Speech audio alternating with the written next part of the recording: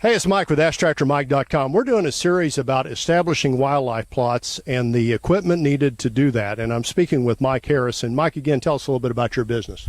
All right, well, we have Growing Ideas Land Service. We're a company that specializes in food plots and wildlife habitat.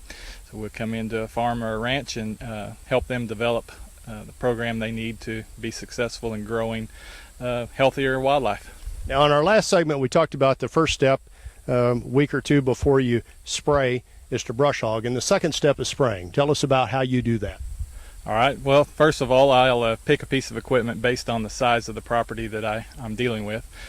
So small properties, we can use smaller equipment, and bigger properties, we obviously have 110-gallon sprayers and such as that. But the idea behind the spraying, again, is to eliminate competition for the desirable plants that I'm getting ready to install.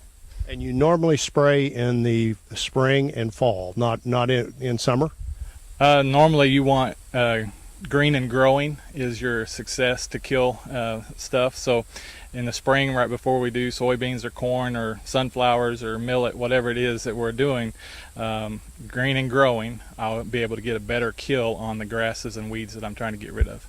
Same thing with fall. You'll want to wait till after your drought. You're kind of getting some summer some rains and stuff to rebuild that grass and weeds so it's actually growing again. You'll get a better kill if you go in when it's green. So now let's talk about, we've got 3 sprayers in back of us here that would fit a certain size operation. Tell us about them. All right, well, first we have a little backpack sprayer. That's a guy that's got a 1/4 acre or less that he just wants to go in and clean up. And so he can put that on his back, pump it as he walks, and he can knock out a 1/4 acre in just an hour or so and do a decent job of getting the vegetation killed out of there. He's going to really quickly, though, want to go to something better because that's a lot of work. Yeah, that's a lot of work. That's why I say a 1/4 acre. Because you're talking probably 2 hours of pumping and walking to do a 1/4 of an acre, even with that type of a sprayer. So I would predict that anybody that goes that direction will do it once, and then they'll be to their equipment dealer to get something better. And step 2 is what? Step 2 would be an ATV type sprayer. We have one here that's got your pump and your gauges and everything all set up so that you can do a better job of spraying. We also have the boomless nozzles so that a lot of our food plots are in small tight areas and have small trails getting to them, so you don't want the big wings on your booms to get hung up in the brush and stuff, so we go with a boomless type sprayer. Do you have any trouble with wind with the boomless sprayers? Yep, I'm going to spray in less than 10-mile-an-hour winds. So if I have lower than 10 miles an hour, I don't have any trouble at all. But if you try to sneak in something at higher wind levels, you're going to kill things that you didn't mean to kill. So you just wait for a day that's calm, and probably do it early morning, late evening is in our area. I don't know about the rest of the world, but here. Yeah, in Midwest, it's early mornings is when I prefer to do it, and then if I have to, late in the evening. So. Anything else a guy needs to look at on the sprayer that goes on the ATV? I guess it could go. You've got it here on the back of a truck. I guess you could mount it to your tailgate if you needed to. Yeah, there's several ways. We'll do it on an ATV, a UTV, or a truck, that type of situation. One of the things I like on a sprayer is a pressure gauge. I want to run it on about 30 pounds, and then that'll give me the pressure and the spray pattern that I'm looking for.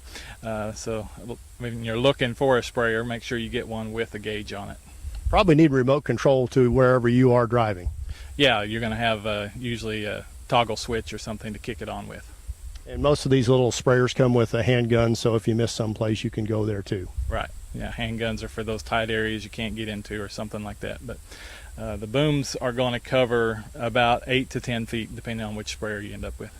Alrighty. And then if you're wanting to go to the top of the line, we've got a 3-point mounted sprayer, and a lot of guys will find other uses for this too. Tell us about what you like in that. Yeah, I like this one because if I'm doing 5 acres or more, it just helps me to get the job done quicker.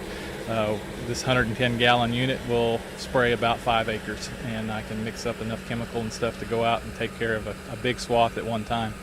Again, it's got the gauges and things like that so that I can get the pressure that I'm needing to get the best spray pattern I can.